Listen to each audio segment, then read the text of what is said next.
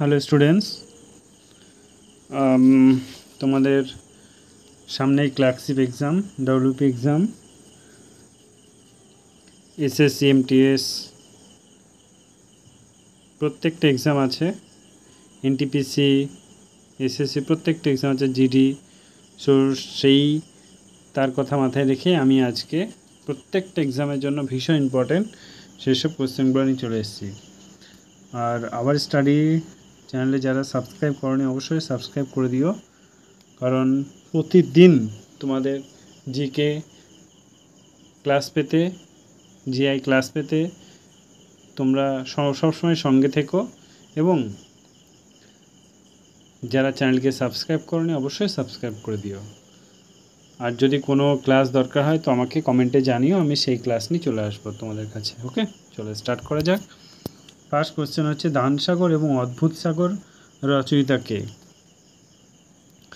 বলো এটা কী হবে? এটা হচ্ছে বল্লাল সেন।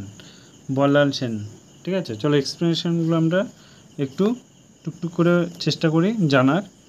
বলছে যে হিন্দু শাস্ত্রে সুপণ্ডিত সেন রাজা পল্লব সেন রচিত দানসাগর এবং অদ্ভুত সাগর হিন্দু আচার অনুষ্ঠান ও দাম কামিদি বিষয়ে অতি উল্লেখযোগ্য গ্রন্থ।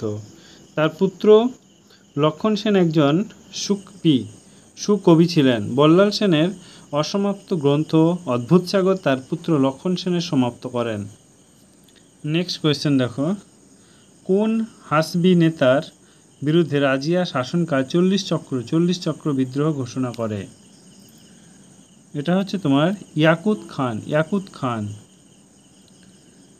জৌনেক হাসেবি নেতা ইয়াকুব খান প্রতি সুলতান রাজিয়া অতিরিক্ত দাক্ষিণাত্য এবং সম্মান প্রদর্শন করার অভিজাত্য তুর্কি সমাজ তার বিরুদ্ধে বিদ্রোহ করে ও বন্দী করে ইলতুৎমিশের অপর পুত্র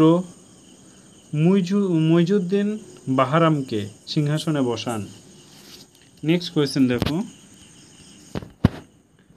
ওই যে রুমি একটা জিআই 55 নম্বর কোয়েশ্চেন দেখো,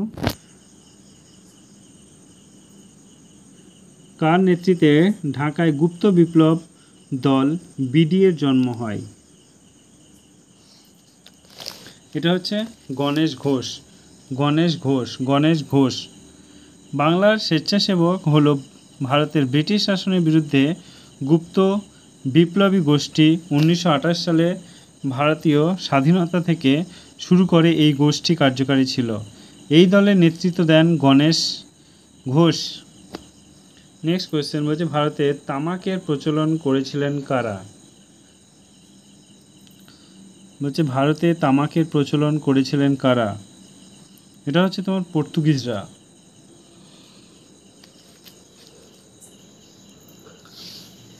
পর্তুগিজরা ভারতে তামাক প্রচলন করেন। অন্ধ্রপ্রদেশের গুট্টুর শহরে তামাক বোর্ড অবস্থিত। ভারতে প্রায় 97,000 কৃষক তামাক উৎপাদনের সঙ্গে যুক্ত আছে। প্রায় 3,210 ধরনের তামাক জাতীয় দ্রব্য উৎপাদনের কারখানা বর্তমান। নেক্সট কোয়েশ্চেন দেখো, বলছে আইন অমান্য আন্দোলনের সময় ভারতের বড়লর্ড কে ছিলেন? আইন অমান্য আন্দোলনের সময় ভারতের বড়লর্ড কে ছিলেন? এটা হচ্ছে তোমার লর্ড আরউইন ছিলেন। 1929 কিংবা 31শে ডিসেম্বর। ওকে, জাতীয় কংগ্রেস লাহোর অধিবেশনে জওহরলাল নেহেরু সভাপতিত্বে আইন অমান্য আন্দোলন পরিকল্পিত গ্রহণ করা হয়। এই সময় ভারতের বড়লর্ড ছিল লর্ড আরউইন। নেক্সট কোয়েশ্চেন দেখো, স্যার টমাস রো কত খ্রিস্টাব্দে জাহাঙ্গীরের দরবারে উপস্থিত হয়েছিলেন? এটা হচ্ছে 1615।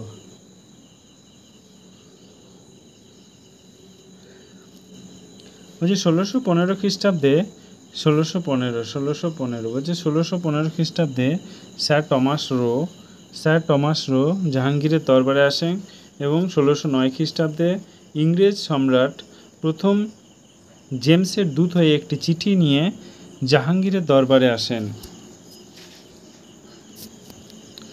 নেক্সট কোয়েশ্চেন দেখো, বলছে নিম্নলিখিত কোনটি কোষ বিভাজনের পদ্ধতি নয়? কোনটি কোষ বিভাজনের পদ্ধতি নয়? এটা হচ্ছে মেটামরফোসিস। নেক্সট কোয়েশ্চেন দেখো, মানবেন্দ্রনাথ রায় কোথায় মার্ক্সবাদ দীক্ষিত হন? এটা হচ্ছে মেক্সিকো। মানবেন্দ্রনাথ রায় ছিলেন একজন সমাজতন্ত্র নেতা। 1920 17 অক্টোবর সোভিয়েত ইউনিয়ন তাশখন্দে ভারতের কমিউনিস্ট পার্টি গঠন করেন। তিনি মেক্সিকোতে মার্ক্সবাদ দীক্ষিত হন। তোমাদের পড়ার মাঝে আমি একটা কথা বলি যে সামনেই তোমাদের WP আবার 12,000 ভ্যাকান্সি বার হচ্ছে। সো তোমরা ওয়েল প্রিপেয়ার্ড হয়ে থাকো, কারণ এখন যদি তোমরা পড়াশোনা না করো তাহলে তোমাদেরকে বহুত পস্তাতে হবে। কারণ সামনেই যে এত অপরচুনিটি পাচ্ছ, এটা হয়তো নেক্সট টাইম তুমি আর পাবে না। সো যদি তুমি ভেবে বসে থাকো যে যখন ফর্ম ফিল আপ হবে তারপর পড়তে বসবে তাহলে এর মতো বোকার পৃথিবীতে কিছু হবে না। সো নিজের অপমান করা হবে। সো এখন থেকে পড়াশোনা করো, কারণ একটা চাকরি যদি না থাকে সমাজে কোনো মূল্য নেই। চলো নেক্সট কোয়েশ্চেন।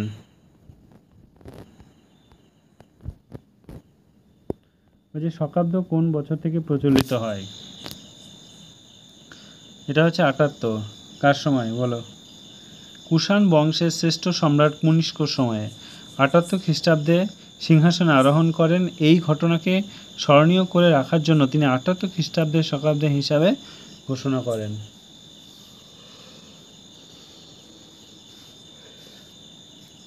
নেক্সট কোয়েশ্চেন দেখো, বলছে একটি অসমাঙ্গ ফুলের নাম বলো। অসমাঙ্গ ফুলের নাম বলো। এটা হচ্ছে তোমার মটর। উদ্ভিদ প্রাণীদেহে 3 প্রকার কোষ বিভাজন পদ্ধতি পরিলক্ষিত হয়। এক হচ্ছে প্রত্যক্ষ কোষ বিভাজন বা অ্যামাইটোসিস, 2 নম্বর হচ্ছে পরোক্ষ কোষ বিভাজন বা মাইটোসিস, 3 নম্বর হচ্ছে হাঁস বিভাজন বা মাইটোসিস। নেক্সট কোয়েশ্চেন দেওয়া হচ্ছে কংগ্রেসের একজন চরমপন্থী নেতার নাম কি? কংগ্রেসের একজন চরমপন্থী নেতার নাম কি? এটা হচ্ছে তোমার বাল গঙ্গাধর তিলক। বলছে চরমপন্থী উদ্দেশ্য ছিল স্বরাজ অর্জন, অর্থাৎ ব্রিটিশদের শাসনমুক্ত পূর্ণ স্বাধীনতা। চরমপন্থী নেতাদের মধ্যে উল্লেখযোগ্য ছিলেন বিপিনচন্দ্র পাল, রাসবিহারী বসু, অরবিন্দ ঘোষ, লালা লাজপত রায়, বাল গঙ্গাধর তিলক।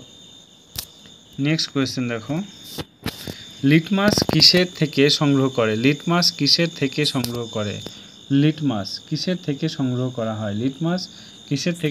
করা হয়? বলো। এটা হচ্ছে লাইকেন। ভীষণ important question. Next question, lichen হলো একটি ছত্রাক, একটি সালোকসংশ্লেষে সক্ষম। নেক্সট কোয়েশ্চেন বলছে মনসামঙ্গল কাব্যকার রচনা। মনসামঙ্গল কাব্যকার রচনা। এটা হচ্ছে তোমার বিজয় গুপ্তের রচনা। বলছে যে মনসামঙ্গল এবং পদ্মপুরাণ মধ্যযুগীয় বাংলা সাহিত্যের প্রধান কাব্য। এই ধারার অপর দুটি প্রধান কাব্য হলো চণ্ডীমঙ্গল ও ধর্মমঙ্গল। এই কাব্যের আদি কবি কানাহরি দত্ত, সর্বশ্রেষ্ঠ কবি বিজয় গুপ্ত। অন্য কবিরাও হলেন কেতাকা দাস, ক্ষেমানন্দ, বিপদ্য দাস, পিপলায় প্রমুখ। নেক্সট কোয়েশ্চেন দেখো, ভারতের একটি অন্তর্বাহিনী নদীর নাম কি? ভীষণ ইম্পর্টেন্ট। এটা হচ্ছে লুনি। অনেকবার পরীক্ষা এসেছে।